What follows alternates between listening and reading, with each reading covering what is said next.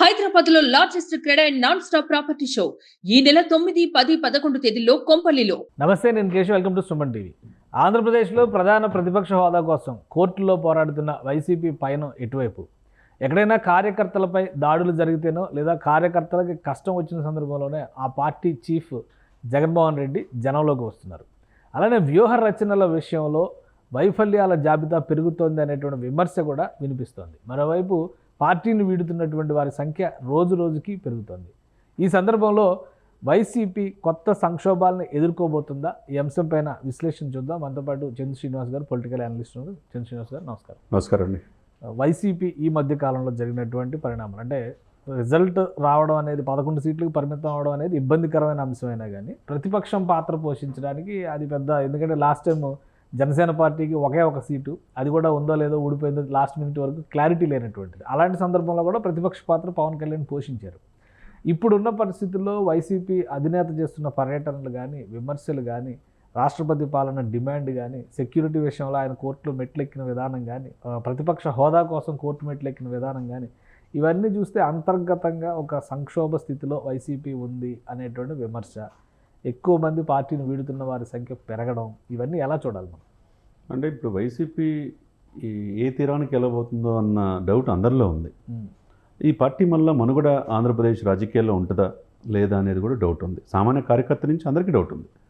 సాక్షాత్తు పేరు నాని గారి ఇంటర్వ్యూలో కూడా సామాన్య కార్యకర్తలు కూడా రోడ్డు మీద పడిపోయారు అంటున్నాడు. కేతిరెడ్డి గారు అంటే ఒక స్టెప్ ముందుకెళ్ళి వెళ్తున్నాడు. ఇకపోతే జక్కంపూడి రాజా గారు, ఇక పార్టీకి కీలకంగా ఉన్న వ్యక్తులే ఇలా నిరాశతో మాట్లాడుతున్నారంటే ఏదో జరుగుతుంది అనేది అర్థమవుతుంది. ఈ అంతర్గత కుమ్ములాటలో చాలామంది పార్టీని వదిలిపెట్టి వెళ్ళిపోయి ఈరోజు హ్యాపీగా చూసుకుంటే వేమిరెడ్డి గారు ఆయన నెల్లూరు ఎంపీ అయిపోయాడు. తర్వాత కొద్దిగా ముందుకు వస్తే ఒంగోలు నుంచి మాగుడి శ్రీనివాసరెడ్డి ఇక్కడ ఒంగోలు ఎంపీ అయిపోయాడు. ఇంకొద్దిగా ముందుకు వస్తే నర్సాపేట నుంచి లావు కృష్ణదేవరాయలు గారు నర్సాపేట పార్టీ నుంచి బయటకు వచ్చి వీళ్ళందరూ ఎంపీలు అయిపోయారు. అంటే ఇక్కడ అటువంటి వ్యక్తులు నేను ఇక్కడ ఎవరి వ్యవహార శైలి ఇబ్బందికరంగా మారింది. పేరు నాని గారు చెప్పొచ్చు, కానీ అధికారం ఉన్నప్పుడు ఆయన కూడా మాట్లాడారు కదా, చాలా పెద్ద పెద్ద మాటలు మాట్లాడారు కదా. సో వీళ్ళందరినీ పక్కన పెడితే అసలు అధినేత వ్యవహార శైలిపైనే విమర్శలు వస్తున్నాయి అనేది ఎంతవరకు మనం అంగీకరించవచ్చు? 100% అంగీకరించాల్సింది కేశవ్ గారు. మీరైనా నేనైనా ప్రజల్లో ఉన్నది చెప్పడం మన బాధ్యత, యాజ్ ఏ జర్నలిస్ట్గా కావచ్చు, అనలిస్ట్గా కావచ్చు. ఎందుకు జగన్మోహన్ రెడ్డి గారు ఓటమిని జీర్ణించుకోలేకపోతున్నారు ఇప్పటికి కూడా? మీరు అన్నట్టు ఇప్పుడు ప్రధానంగా మెయిన్ పార్టీ ఏంది ఆంధ్రప్రదేశ్లో టీడీపీ, సెకండ్ లార్జెస్ట్ పార్టీ ఏంది జనసేన. అసలుకి ప్రధాన ప్రతిపక్ష హోదా కూడా కోల్పోయిన పార్టీ ఏంటి? 11 సీట్ల పరిమితం వైసీపీ. మరి ఎందుకు రియలైజేషన్ కావట్లా? ప్రజల్ని ఎందుకు పద్దాలు నిందించి మేము అన్నీ ఇచ్చాం, ఎందుకో మాకు వేయలేదు అని చెప్పి ఒకవైపు అంటున్నారు. ఇంకోసారి కళ్ళు మూసుకొని తెరుచుకెత్తలికి 5 సంవత్సరాలు వస్తుంది అన్నారు. ఇంకోసారి అసలు ఇదేంది రాష్ట్రపతి పాలన పెట్టమంటున్నారు. అసలు ఏంటి ఈ రాష్ట్రంలో ఏదో అయిపోయినట్టుగా ఆయన నిరాశ నిస్పృహతో మాట్లాడే తీరు చూస్తే, ఒకవైపు ఏమో షర్మిల గారు అయితే కొద్దిగా మానసికంగా ఇదిగా లేడు అని చెప్పేసి సొంత జగన్మోహన్ రెడ్డి గారు లేరని సొంత సిస్టరే అంటున్నారు. ఇవన్నీ మాటన ఆయన కోరికలు ఏదైతే ఉన్నాయో, ఒకవైపు ప్రధాన ప్రతిపక్ష హోదాని కోర్టుకు వెళ్ళారు, రెండోది నాకు సెక్యూరిటీ కల్పించడానికి కోర్టుకు వెళ్ళారు. మరి ఎన్ని పరిణామాలు చూస్తామంటే ఎందుకు ఇలా చేస్తున్నాడు అనేది సామాన్య ప్రజల్లో కూడా ఒక సందేహం అనేది ఉంటుంది. మీరు ఇంకొక మెట్టెక్కి నిన్న అసలుకి ఆంధ్రప్రదేశ్లో చంద్రబాబు నాయుడు గారి మాటలు ప్రజలకి వాగ్దానాలు ఇచ్చి విస్మరించారని చెప్పి 2 నెలలు కూడా కాకుండా ఒక మాట అన్నాడు. ఇంకోటి రైతులు పెట్టుబడి సహాయం చేస్తానని చేయలేదంటున్నారు. ఇంకోటి విద్యార్థులకి అమ్మఒడి ఇస్తామని ఇవ్వలేదంటున్నారు. వాళ్ళు ఆగస్టు 15 నుంచి ఇయటానికి కార్యాచరణ రూపొందించుకున్నారు. పెన్షన్స్ 1వ తారీఖు ఇస్తున్నారు, జీతాలు 1వ తారీఖు ఇస్తున్నారు. ఇవన్నీ వాళ్ళు చేయలేని వీళ్ళు చేస్తున్నారు. చేసే క్రమంలో వసతి దీవెన ఇంకా చేయలేదని, తర్వాత మహిళలకు 1800 రూపాయలు, తర్వాత 0 వడ్డీ రుణాలు ఏమీ చేయట్లేదు, విస్మరించారు అని చెప్పి అనటం అంత ఇదిగా లేదు. ప్రజలు అదిగా చూస్తుంది. ఇప్పుడు ఇతను జగన్మోహన్ రెడ్డి గారి పరిస్థితి ఏంటంటే, మీరు అన్నట్టుగా ఆ పార్టీని వదిలిపెట్టే వాళ్ళు ఎక్కువ వెళ్ళిపోతున్నారు. ఒకవైపు ఉత్తరాంధ్ర తుడిచిపెట్టిపోతుంది. ఉభయ గోదావరి జిల్లాల్లో అసలు ఇప్పుడు పెన్నెం దొరబాబు లాంటి పిఠాపురం పోటీ చేసి గత ఎలక్షన్స్లో దాదాపు ఆయనకి ఓట్లు వచ్చినాయి. 68,000 ఓట్లు దాకా టికెట్ ఇవ్వలే కదా, టికెట్ వంగాగీతని ఇంపోర్ట్ చేశారు. అందుకు ఆయన బాధతో ఏదైనా కానీ జనసేనలో జరగబోతున్నాడు. ఆయన విషయం ఏంటంటే, అక్కడి నుంచి గోదావరి జిల్లాలు మొత్తం 0 ఇప్పటికే. ఇకపోతే కోస్తా జిల్లాలో వచ్చేసరికి అసలు లేదు, గుంటూరు లేదు, ప్రకాశం కూడా తగ్గిపోయింది, నెల్లూరు అయితే పరిస్థితి చూస్తున్నాం. ఇకపోతే కొద్ది గొప్ప హోప్స్ ఉంది రాయలసీమలో. ఆ రాయలసీమ జిల్లాల ప్రజలు కూడా మనల్ని పొందలేకపోతున్నారంటే ఇప్పుడు వైసీపీ పరిస్థితి ఏంది అనేది సామాన్య వైసీపీ కార్యకర్తలు కూడా ఆందోళనలో ఉన్నారు. ఇదంతా కార్యకర్తల్లో ఒక కాన్ఫిడెన్స్ నింపుకునే ప్రయత్నంలో బాగా చేస్తున్న విమర్శలుగానే చూడాలా? నిజంగానే అంటే 11వ తేదీకి 2 నెలలు కంప్లీట్ అవుద్ది గవర్నమెంట్ ఫామ్ అయ్యి. రిజల్ట్ వచ్చి 2 నెలలు అయిపోయినాయి. 4వ తారీఖుకి రిజల్ట్ వచ్చేసింది కాబట్టి 2 నెలలు అయిపోయినాయి.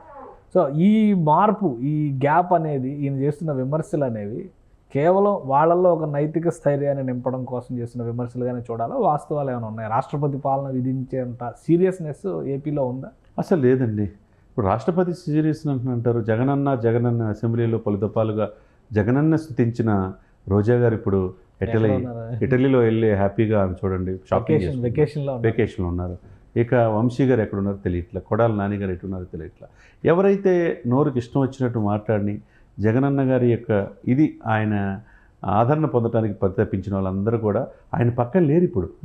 చూడండి వీళ్ళందరూ కూడా ఆయన కోసం చేసిన వాళ్ళు ఒకప్పుడు ఇప్పుడు ఒంటరివాడు అయిపోయారు ఆయన. అంటే జగనన్న ఒంటరివాడు అయిపోయాడు. ఇప్పుడు పరిస్థితి చూస్తుంటే ఆయన ఒంటరితనంతో ఆయన కొన్ని సందర్భాల్లో ఏం మాట్లాడుతున్నాడో కూడా తెలియని పరిస్థితిలో, విలేకరులు అడిగిన ప్రశ్నలు కూడా దాటవేసి సమాధానం చెప్పకుండా వెళ్ళిపోయే పరిస్థితిలో అది మనం ఊహించుకోవాలి. అంటే 5 పదుల వయసులో ఉన్నాడు సార్ కేశవ్ గారు, ఇంకా భవిష్యత్తు ఉంది. కానీ ఎందుకు ఆ దిశగా వెళ్తలేదనేది చాలామంది విజ్ఞులు, మేధావులు, ప్రజలు, తన సొంత పార్టీ కార్యకర్తలు కేతిరెడ్డి లాంటి వాళ్ళే అడుగుతున్నారు. ఇప్పుడు దానికి సమాధానం చెప్పాలి. ఒకవైపు పార్టీని బతికించుకోవాలా, పార్టీ కార్యకర్తల మనోధైర్యం తీసుకురావాలంటే ఏం చేయాలి? క్షేత్రస్థాయిలో పర్యటనలు చేయాలి. కక్ష సాధింపుకు దిగుతోంది కొత్త ప్రభుత్వం అనే విమర్శ చాలా గట్టిగా చేస్తున్నారు. అందుకే సెక్యూరిటీ తగ్గించారు. గతంలో అంటే ఎన్నికల ముందర ఏ సెక్యూరిటీ ఉందో ఆ సెక్యూరిటీ మళ్ళీ నాకు ఇవ్వండి అని అడుగుతున్నారు. అసలు అది పాసిబుల్ అయ్యేటువంటి కోరికేనా? అది ఎలా కుదిరిద్దండి? పోలీసులు ఇప్పుడు ఆంధ్రప్రదేశ్లో వచ్చేసరికి 2000 మందికో 3000 మందికో ఒక పోలీసు ఉంటాడు. పోలీసులు అంత జనాభా ప్రోటోకాల్ వైజ్గా చూసిన అప్పుడు సీఎం ప్రోటోకాల్ ఉంటుంది కాబట్టి జనాలు వస్తారు. ఇప్పుడు ఆయన డిప్యూటీ సీఎం అయినా ఆయనకు కావాల్సిన ప్రొడక్షన్ ఇస్తున్నారు. ఆయన ప్రొడక్షన్ నమ్మకుండా ప్రైవేట్ సైన్యం ఆయనకు ఉంది. కడప నుంచి పులివెందుల నుంచి ఆయన ప్రైవేట్ సైన్యాన్ని ఎక్కువ నమ్ముతాడు.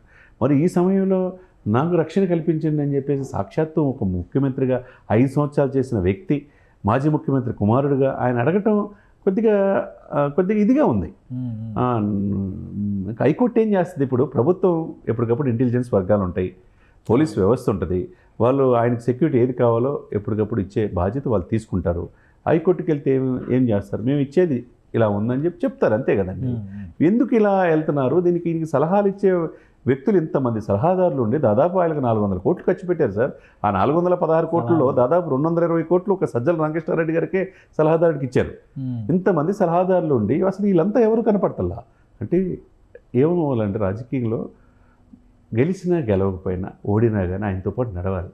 దశాబ్దం పైన ఇప్పుడు పవన్ కళ్యాణ్ ఉన్నాడు కాబట్టి, ఆ క్యాడర్ ఉన్నారు కాబట్టి వాళ్ళందరికీ ఒక్కొక్కరికి పదవులు వస్తూ ఉన్నాయి. ఇప్పుడు వాళ్ళు రాజకీయాల్లో ఎదుగుతూ ఉన్నారు. మరి అది 151 సీట్లు ఇచ్చిన వైసీపీకి ఎందుకు కనపట్లా? ఆ స్కోప్ అనేది వైసీపీలో కనపట్లా. ఈ 11 మంది కూడా ఉంటారా లేదా అనే పరిస్థితి ఉంది. ఇప్పుడు సాక్షాత్ ఈరోజు విశాఖపట్నంలో జరుగుతుంది ఎలక్షన్. అది కూడా మేయర్పేటం కూడా కూటమి తీసుకోవడానికి వాళ్ళు పావులు కదుపుతున్నారు. మరి ఇంత మ్యాండేట్ ఉండి గతంలో 60 మీరు కార్పొరేటర్లు ఉండి ఇప్పుడు ఎందుకు చేజారిపోతున్నారు? 7 సీట్లేమో టీడీపీకి వెళ్ళిపోయింది. నిన్న 5 కార్పొరేట్ జనసేనకి వెళ్ళిపోయింది. ఎందుకు వెళ్ళిపోతున్నారు? మీరు అంతా బాగుంది అనుకున్నప్పుడు ఇవన్నీ కక్ష సాధింపులో భాగం కాదనుకోవాలా? ఎందుకు అనుకుంటున్నారు? కక్ష సాధింపు ఉంటే కక్ష సాధింపులో భాగంగా వైసీపీ వాళ్ళు కాదని చెప్పి వెళ్తారా? వైసీపీ సీనియర్ నాయకులు, దేవాలయ సంస్థ చైర్మన్లు, కార్పొరేట్ బ్యాంక్ చేసిన వాళ్ళు, 5 కార్పొరేటర్లు వాళ్ళ ఫ్యామిలీలతో సహా ఎందుకు వెళ్తున్నారు? ఇప్పుడు జనసేనకి కానీ ఇప్పుడు జనసేన టీడీపీ అధికారంలో ఉన్నాయి కాబట్టి వాళ్ళ బలం ఎక్కువగా అంచనా. కానీ వైసీపీలో ఇదే పరిస్థితి కొనసాగితే, వలసలు ముందుకు పోతే జగన్మోహన్ రెడ్డి గారు కూడా ఆయన అరెస్ట్ చేస్తారని రకరకాల ఆల్రెడీ కొన్ని కేసుల్లో ఇప్పుడు ఆయన మళ్ళీ A1 A2 అంటున్నారు కదా, పాత కేసులు తిరగదోడుతున్నారు. ఇలాంటి సంక్షోభ స్థితి వస్తే వైసీపీ నాయకత్వం పరిస్థితి ఏంటి? వైసీపీ నాయకత్వం కష్టం అనిపిస్తుందండి. ఆ ప్లేస్ షర్మిల గారు భర్తీ చేస్తారేమో అనిపిస్తుంది. వైసీపీలోకి రారు కదా షర్మిల. వైసీపీలో రాకపోయినా కాంగ్రెస్ ఆ ప్లేసు. ఇప్పుడు వైసీపీ యువజన శ్రామిక రైతు కాంగ్రెస్ పార్టీ అనేది అది ఎక్కడి నుంచి వచ్చింది? ఎక్కడి నుంచి పురుడు పోసుకుంది? కాంగ్రెస్ పార్టీ నుంచి వచ్చింది. ఆ ఓటు బ్యాంక్ ఇప్పుడు మాకు 40% వచ్చిందన్న, గతంలో 51% వచ్చిందన్న, మొత్తం కూడా కాంగ్రెస్ నుంచి వచ్చిందే. ఇప్పుడు కాంగ్రెస్ తన యొక్క ఓటు బ్యాంక్ తీసుకునే భాగంగా షర్మిల గారి రూపంలో వాళ్ళు పుంజుకోవడానికి వాళ్ళు రకరకాల ప్రయత్నాలు చేస్తున్నారు. No doubt at all. అంటే తెలంగాణలో ప్రచారం జరుగుతుంది బీజేపీలో బీఆర్ఎస్ విలీనం అవుతుందని. సో ఇటు కూడా అలాంటిది ఏమన్నా ఉందా? కాంగ్రెస్లో వైసీపీ విలీనం అంటే కాంగ్రెస్లో వైసీపీ విలీనం అనడానికి దానికి ఆయనకి పెద్ద అడ్డంకి షర్మిల గారే. ఓకే. ఇప్పుడు ఏ పదవి లేకుండా ఏమి ఆశించకుండా తమకు సేఫ్ అండ్ సెక్యూరిటీగా ఉన్న క్యాడర్ పోకుండా ఉండాలంటే కాంగ్రెస్లో అన్కండిషనల్గా వెళ్ళాలి ఈయన. అవును. అంతే కదండి, మాజీ ముఖ్యమంత్రిగా వెళ్ళాలి. అది షర్మిల గారు ఒప్పుకుంటుందో లేదో తెలియని పరిస్థితి. అదే సమయంలో కాంగ్రెస్ పార్టీ పూర్వవైపు తీసుకురావడానికి వాళ్ళంతా సీనియర్స్, చాలా కీలకమైన వ్యక్తులు, కేవీపీ రామచంద్రరావు కావచ్చు, ఉండవల్లి గారు కావచ్చు, వాళ్ళందరూ రకరకాల పల్లవరాజు గారు కావచ్చు, జేడీ శీలం గారు కావచ్చు, చాలామంది మేధావులు వాళ్ళ ప్రాధాన్యాన్ని తగ్గించకుండా విలీనం అంటే ఒప్పుకోవచ్చు. లేకపోతే అసలుకి వాళ్ళు ఒప్పుకునే పరిస్థితి లేదు. ఆల్టర్నేటివ్ అనేది వైసీపీకి కనిపించడం లేదని అనుకోవాలి. కనుచూపు మేరలో కనపట్లేదు. అందుకనేనా జగన్మోహన్ రెడ్డి గారు ప్రతి సందర్భంలో రాష్ట్రపతి పాలన అంటున్నారు? అంతే కదా, రాష్ట్రపతి పాలన పెడితే ఏమవుతుంది, మళ్ళీ ఈ పార్టీ పుంజుకొని మళ్ళీ అధికారం రావాలని ఈయన కలలు కంటున్నారు. ఆ కలలు కనుచూపు మేరలో నెరవేరేట్టు కనపట్లా. ఏదో ఉనికి కోసం ప్రయత్నం చేస్తున్నారు తప్పితే నిజమైన పోరాట స్ఫూర్తి ఎందుకో కానీ జగన్మోహన్ రెడ్డి గారిలో తగ్గిందనే మనం అనుకోవాలి. రైట్.